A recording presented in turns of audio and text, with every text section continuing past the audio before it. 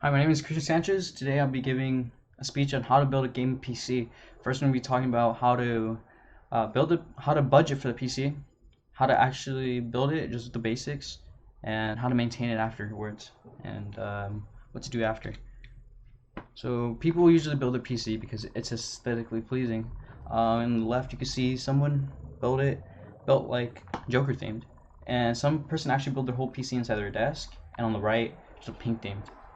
These actually double as a gaming PC and also as an office work like PC. Basically, you can use it for your college class or just anything office work. Anything you need to use it for work. Especially right now in pandemic where we're inside and not really going anywhere else. Why trust me? Well, I built a couple PCs. On the left, that's my PC. I've been upgrading it over time. And on the right, that's my friend's PC. This is his first PC, so he was struggling on it, and I went over there to help him. The benefits of creating a PC is that it's cheaper. Since you're not paying for labor and you're doing it yourself, it's gonna be cheaper. And you're gonna know what parts are in your computer, which can help. Like say you get a problem prompted up in your computer, you can potentially find that problem since you know where all your parts are in your computer. It's just fun. It's a good experience to do it, and it'll help you in the long run. I'm gonna be talking about how to budget.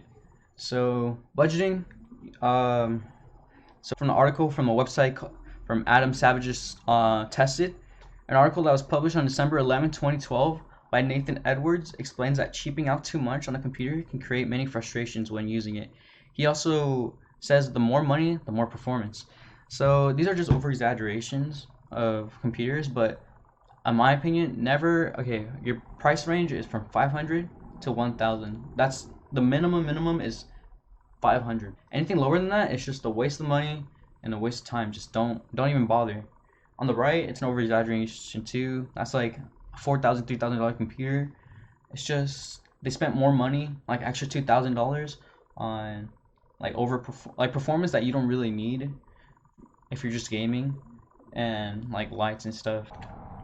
List of parts. I took this list of parts from the Gaming Learning Society that was posted on a recent article written by Donald Fleming in July 21st, 2020.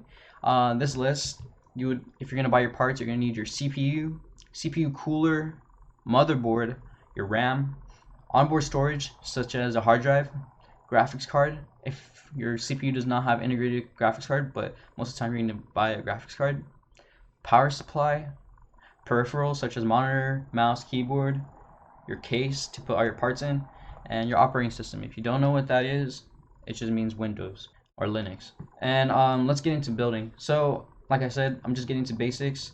When you're plugging on your parts on the motherboard, they're all simple. It's very simple. You're gonna see where it's gonna be where the slots are at from your manual, your motherboard manual. Just plug them in right. Your CPU, make sure you just don't only touch the sides. Do not touch the top. It's gonna create problems.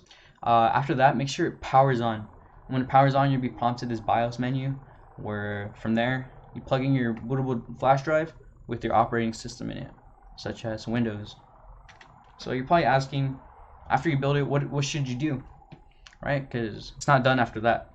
From an article written by Paul Lilly from GameSpot, she says that after you're building your PC, make sure you update R drivers. That includes CPU, graphic card, and your motherboard to ensure that all your parts are running up to date.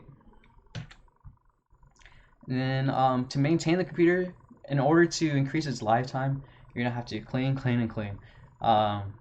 So from the same art, it's not the same article, but the same author, Paul Lilly from GameSpot, in August 2016, of how to maintain one's computer. The article makes it clear that dust is a huge threat to the computer parts. So basically, dust here, as you can see from the computer, it prevents airflow.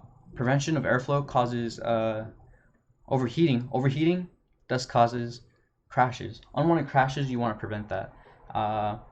The best way is a dust can. Never use water. Never use water on electronics. Always use your dust can, so that no water gets into the PC parts. So building a PC is fun and beneficial. So for closing, we're gonna be talking about, so when we talking about how to build a PC, all right. When we talked about this presentation, we talked about how to build a PC.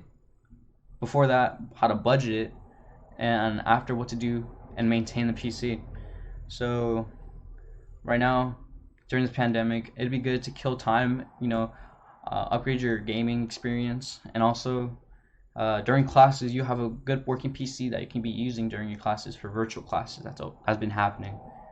Uh, people build their PCs to upgrade it later. That's up to you. That's how I built my PC.